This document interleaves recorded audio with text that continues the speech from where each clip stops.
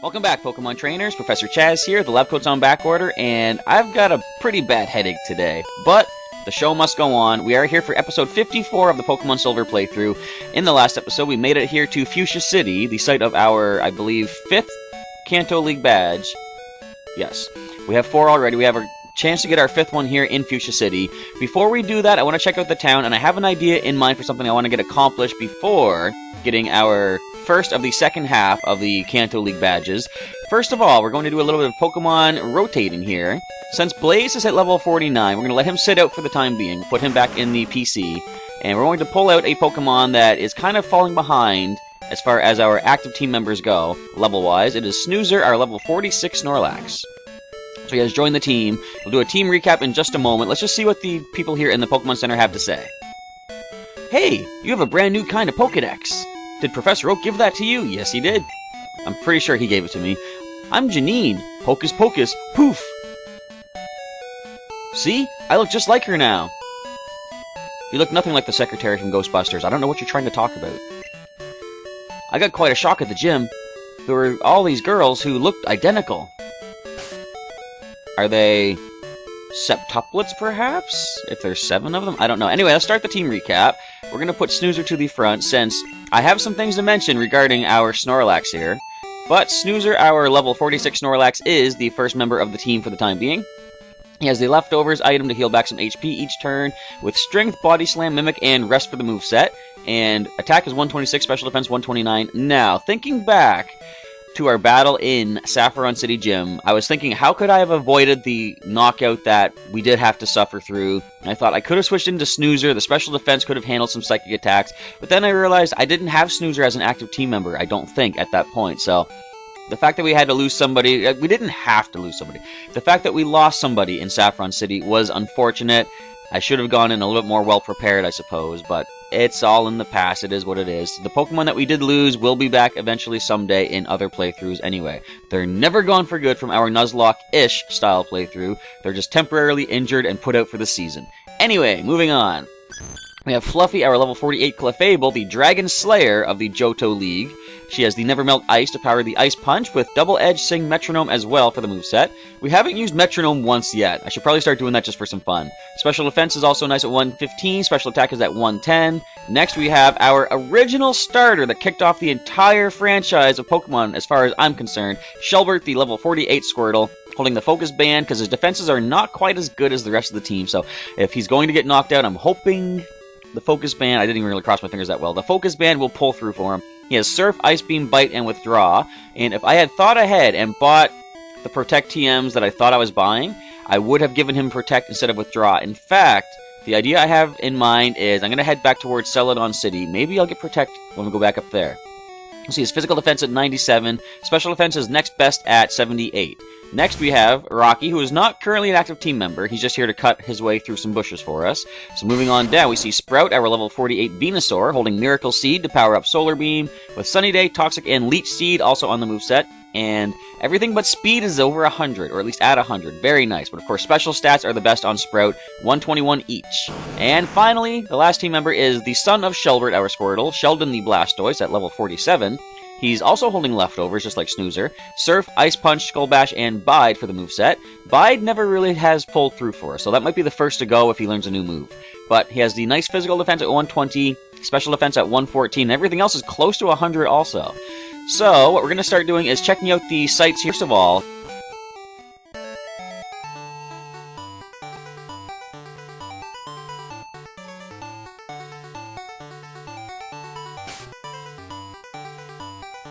just to get this sort of taken care of. Wait, that's the wrong way. I'm going to go down here, because this is supposed to normally connect us to the Seafoam Islands. Please be careful if you are swimming to Seafoam Islands. Fuchsia Police. But I believe for the time being, this is blocked off. Let's see what you have to say. Cinnabar's volcano erupted. It hurled boulders that cut off Route 19 indefinitely. Ooh. I wonder if the police of Cinnabar are safe. If the whole volcano blew up, I don't know. Sorry, this road is closed for the construction. If you want to get to Cinnabar, you better go south from Pallet Town. I know that place! Who knows how long it would take to move this boulder. So yeah, this is blocked off for the time being. I think in later games, they have Rock Smash as a TM. Like, I mean, in the remakes of Heart Gold, Soul Silver. And I believe their Rock Smashable rocks are blocking the path here, but then later on you can Rock Smash your way through. So, for the time being, we cannot go any further south from there. Which is kind of a nice little thing they put into this. Like, you know, it's not nice that Cinnabar, of course, exploded. But it is what it is. Things happen. The world's a crazy place. My grandpa is my brother Bill's on... Start that again. My grandpa is at my brother Bill's on Cerulean Cape. Thank you! Very informative. I saw these weird slow Pokemon on Cycling Road. We're gonna save the gym for later on. We can see who the leader is, though. Fuchsia City Pokemon Gym leader, Janine. The Poisonous Ninja Master. So, Fuchsia Gym is maintaining its tradition of being poisonous and ninjutsu-ish, and the new leader is someone named Janine. So that's what they were talking about in the Pokemon Center. Of course, I already knew that for everybody out there that's questioning my knowledge of the world of Pokemon. I was just playing it up for the audience is all. One of the Elite Four used to be the leader of Fuchsia's Gym. We are well aware of that, of course. There's a notice here. Safari Zone office is closed until further notice. Oh... Fuchsia City, behold, it's Passion Pink. Sorry, I have a bit of a frog in my throat for some reason. I don't know why. And this must be the office, which is just closed. Why do they have like a dining table there? Is there any way around here? Nope, the only way to travel through Fuchsia City is now to cut our way through. The original Fuchsia City back in Red and Blue did have cut bushes, but there was like paths you could take a winding trail through the city, which is kind of cool. You go through like a little zoo area. No littering. Please take your waste with you. Can do. The Safari Zone is closed. It's sad, considering it's Fuchsia's main attraction. It's kind of sad. We have the mart here. Anything else to check out? We've got a berry tree. It is a burnt berry, healing up that nice freeze condition. Not that we've... Have we even been frozen yet once in this? I think we have frozen a few things. Koga's daughter succeeded him as the gym leader after he joined the Elite Four. So it is Koga's daughter, Janine. Okay. The warden is traveling abroad. Therefore, the Safari Zone is closed. Now, is that foreshadowing, perhaps, to the fact that in... Do we have an item finder? I do. In the remakes of Heart Gold, Soul Silver, the warden opens up a Safari Zone in Johto. So maybe that's what they're talking about. But there is no hidden item there. We can cut down our way through here. Yeah, they made Fuchsia City a lot harder to get through. I'm glad I still have Rocky on the team. Wait, we've already been here. But we haven't been over this way yet. Now, come on, there's got to be a hidden item. I'm not giving up until I find the hidden item that is hidden here somewhere. I give up. Alright, so there's really not much more to do in Fuchsia City except the gym, but we are going to hold off on that because what I want to do, I'm hoping to get the team to level 48, starting with Snoozer, of course, he is our lowest level, because as soon as we hit level 48, I mentioned this in the last episode, I have the ability and the freedom to bring back another Pokemon from previous generations, or the previous generation, and you'll see that happen, I'm sure, in this episode. Cycling Road is a quick shortcut to sell it on. Not if you're going uphill. In fact, if it's the same as it was before, you actually have walking speed biking uphill. But we're going to find out in a moment, as Birdkeeper Bob sends in a Noctowl. So, with some basic battles going on, there's a few things that I can mention. There was a Nintendo Direct earlier today. I myself didn't see it because, as I said about my headache, I was kind of lying down, trying to rest up. I remember hearing that there was supposed to be a Nintendo Direct, but I forgot it was going to be today. But they have revealed some more stuff about Nintendo 3DS, and most pertinent to this channel have been some new Pokemon Sun and Moon information given out to us. Woo! I know, it's pretty exciting stuff, isn't it? If you don't have a bicycle, you're not allowed to use the shortcut. That's very elitist. If you're looking for Pokemon, you have to look in the tall grass.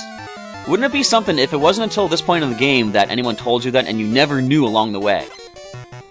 Birdkeeper Boris. Where's Natasha? Anyway, Doduo. So, the new information for Sun and Moon, they have revealed a new Alola form. Alola form Rattata. So it is a dark normal type. I'm probably going to do a recap of the trailer later on today, once I get this recorded. But, Alola form Rattata, I'll just mention a little bit of stuff about it. It shows it's a dark normal type, which kind of makes sense because Rattata can learn a lot of dark type moves, such as like Bite. I think it can learn Crunch, Sucker Punch, Pursuit. So the fact that it can now get stabbed from those attacks is going to make, you know, pretty good sense. Plus it retains the normal typing also, so it's going to keep Stab, Hyper Fang, and Quick Attack and all that. But it does lead to the question, so if there is a Alola form Rattata, you figure that's going to mean there's going to be a Alola form Raticate eventually, right? Now, that doesn't necessarily mean they're going to do it, because they're showing us certain Pokemon like Marowak, Raichu, and what's an unevolved one? Come on, don't fail me now. Anyway, Boris is defeated, but yeah, Marowak, Raichu, and now unevolved Rattata. Since you're so strong, it must be fun to battle. It kind of is, actually, yeah. And since we've seen these forms, they haven't shown us the evolutionary stages of the either pre-evolved or fully evolved ones. We're on Route 18, everybody. Now, what makes sense to me, they are going to have different evolutionary forms in the Alola region, right? You know, Alola forms of them. Yep. Are you a person or just a signboard? Because usually people don't speak in all caps, unless you're yelling, "Cycling road!" Uphill starts here. That could be it. Anyway, yeah, we got the old walking speed of the bike. That's alright, though. Let's get these battles out of the way as we continue talking about the Nintendo Direct. We're fearless highway stars. And so I'm thinking they're going to have the evolutionary stages in Alola forms as well. But what if they don't? So, for example, what if Alola form Rattata, if there's no Alola form Raticate, what if the Alola Rattata evolves into a regular Raticate? That would be kind of weird, losing a dark type and going into Raticate, right? But another thing comes to mind, what if they have different ways to evolve Alola form Pokemon? Because we always know Pikachu evolves with a Thunderstone into Raichu. What if there's a new type of stone that evolves a Pikachu into Alola Raichu? And for that matter, what if a regular Pikachu could evolve into the Alola form Raichu? Now, my thought is, it's probably going to be that we're going to find Alola form Pikachu as well, and that every Pikachu found in that region is going to have the Alola form. What if you were to bring a Pikachu from a previous generation? This kind of scares me. What if you were about to bring a Pikachu from, for example, my own Pikachu, right? What if I brought him in from a past game? If I were to evolve him, which I'm not going to do, but if I were to evolve him in Alola, would he take on the Alola form of Raichu? Or since he is a regular Pikachu, do you think he would evolve into a regular Raichu? And consider the fact that what if it's a different kind of way to evolve? Like, what if in Alola, crash and burn? What if a different kind of, like, say a Psychic Stone or something? What if that is... Can you not hold the B button? Okay, I was gonna hold A to hold my position, but I found a Max Elixir in that fence, okay. You can't hold your position on here? Oh, that's no fun. Reckless driving causes accidents. Take it easy. Or wait, I think it's if you hold select. Oh wait, no, that's to get off the bike. Alright then, never mind. But, what I'm trying to say about the Alola forms. What? Okay. I guess that's a question for you, everybody out there. Do you think they're going to have a way to convert Pokemon back and forth from their current form into the Alola form and vice versa? Because that would be kind of cool. It would open up a lot of possibilities for, like, you know, competitive battling and stuff. Wow, that's a cool bicycle. So, of course, I say my Pikachu will not ever be evolving. I like him as he is as a Pikachu. But it would be interesting if, for example, what if a new Psychic Stone is introduced in which you can evolve a Pikachu, or Alola Pikachu into Alola Raichu? Would it work only on Alola Pikachu, or would it work on regular Pikachu, and would it evolve into the new Alola form, or would a regular Pikachu still evolve to the regular Raichu? I don't know, there's all this stuff that's up in the air, but that's not the only thing. This is all based off of me talking about Dark-type Rattata Alola form. This is not the only thing that the Nintendo Direct did reveal. They talk more about the Z moves as well. And another Magmar! Alright, we're gonna go ahead and Body Slam away at you. But, don't do this. But they've also announced regarding Z moves that certain Pokemon species are going to have their own specific Z moves. And it shows it shows the Alola form Raichu, getting back to that for a moment. It shows it has, what is it called? Stoked Surge Surfer, or something like that. It's some really over-the-top name, but in the English trailer, it shows it used this against an Aerodactyl, which is painful. Super weak to lightning, not super weak to lightning, but weak to lightning. But then I saw the Japanese trailer, in which this Raichu uses it against a Gyarados. Double super effective. Man, that's a lot of power. But you don't just look cool. Thank you! I am cool. I look cool, but I'm weak, so I'm not really cool. Oh, I have to train harder. Well, good advice for yourself, of course.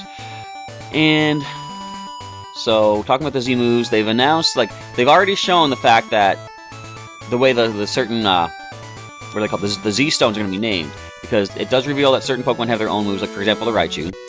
And, hey, you're from Johto, huh? Yes.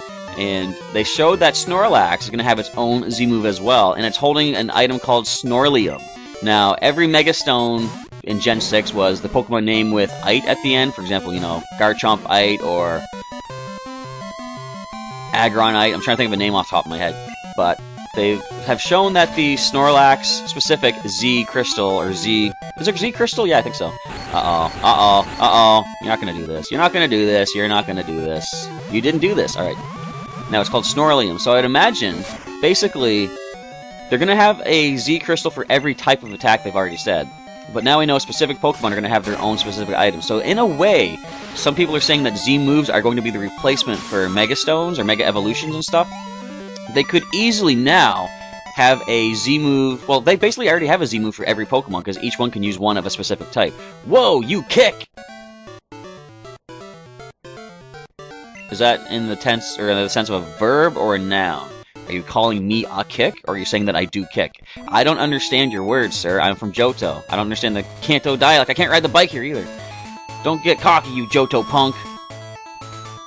Well, I mean, you were destroyed, so... has Snoozer hit level 48 yet?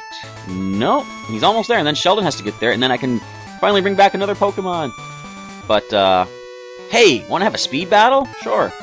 So, every Pokemon can have their own Z move, and the Snorlax one, it's kind of funny. It's just, you gotta watch the trailer, and in the later video today, I'll put a link, of course. But, feel free to look it up right now while you're waiting. But, in the move that you see Snorlax use, what is it called? Pulverizing Pancake, I think? You just see it come, like, just tearing across the battlefield. It jumps way into the air. It comes slamming down on a Gumshoos. And could you imagine a Snorlax jumping that high into the air and slamming down on you? Yeah, you're going to be a pulverized pancake, most certainly. So, it's really cool that they're giving Z moves. And since both Raichu and Snorlax have never had Mega Evolution, the fact they have their own specific Z move, that might be more... What would you call it? More, evidence to the fact that maybe the Omegas are not coming back and the Z moves are going to be the replacements. But we're going to have to wait and see, of course. As a Weezing comes in, again, I don't like the sight of this thing, but we're going to try to paralyze it with a Body Slam.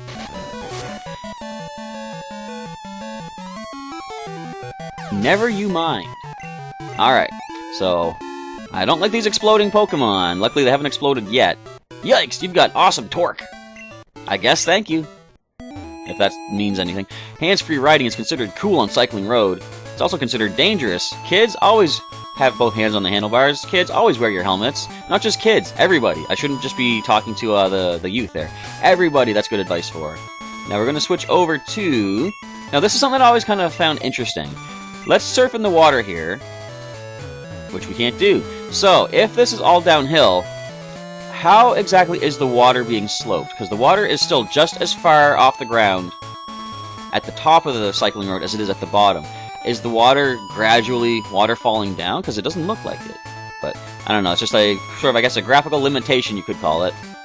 So, have we reached Celadon City yet? There's a lot less trainers on here than there was back in the first generation. In fact, that is it. Cycling road, downhill coasting all the way. So, since we are back in Celadon, I want to go ahead and grab a Protect TM. I'm pretty sure this is the store that sells them. Because I want to give that to Shelbert. I definitely want to try to keep him from getting knocked out, if I can help that. And this is the TM corner, I believe. Or is it? Yes. Foils attack that turn, it may fail. This is what I wanted to buy 4 of last time. This time, I'm going to buy just the one. I'm not going to go greedy. I still got plenty more Sunny Day TMs I can use up. And let's give that to Shelbert immediately. Which number were you again? 17. No, that's Icy Wind. Protect on Shelbert. Let's do this. We don't need to withdraw. Where are you at? There you are. Oh, almost right on you there. Shelbert's trying to learn Protect. Yes. It's a move that they can naturally pick up. I believe... Is it as early as Gen 2 that they can learn it? I can't remember, but it is a move that Shelbert does have... I don't know if he still has it, because I've switched the moves around ever since doing the Wi-Fi battles, but it's a move that I'd like him to have, because if I can manage to get a burn with Scald in the current generation, then I can just Protect, get a little bit more burn damage on the opponent, and then attack next turn. So, anyway, now that we are done with that, we haven't yet hit the level that I wanted to. And what is Sheldon's experience at right now? I might want to do some random battles just to get him boosted up there. Let's see... Sheldon. I can't surf. Excuse me, I got hiccups now all of a sudden. You know what? we're going to try a random battle in the wild here and just see what kind of experience we're looking at from these Pokemon. Now, they said something about slow Pokemon. Are we going to see Slowpoke, perhaps? That's not a slow Pokemon, that's a Fearow. At level 30, though, comparable to the trainer, so this could be a decent experience. Let's go ahead and surf away. I could have Ice Punch, actually, for super effective. But I believe at over almost 20 levels above, we are going to get a pretty decent KO with Surf. But it's going to be cool to see what other Sun and Moon stuff comes out. They haven't revealed any new Pokemon yet, and other than the Rattata, no new Alola forms in this Nintendo Direct. But another thing that I didn't think to mention until just now is the fact that they have revealed another Pokemon GX card. Now, it was apparently posted on Twitter, and I only saw a screen cap of it, but it is a Snorlax GX. So we're not seeing just the legendary Pokemon with GX versions. We have the Snorlax GX. It also has a GX attack. So it's cool that they are not limiting it to just the legendary Pokemon. So as I've said in my initial reaction, I think last week or maybe 2 weeks ago, it's basically we're getting Pokemon EX cards that have Z moves, which is going to change the way the game is played, of course. You can only use one GX attack per game.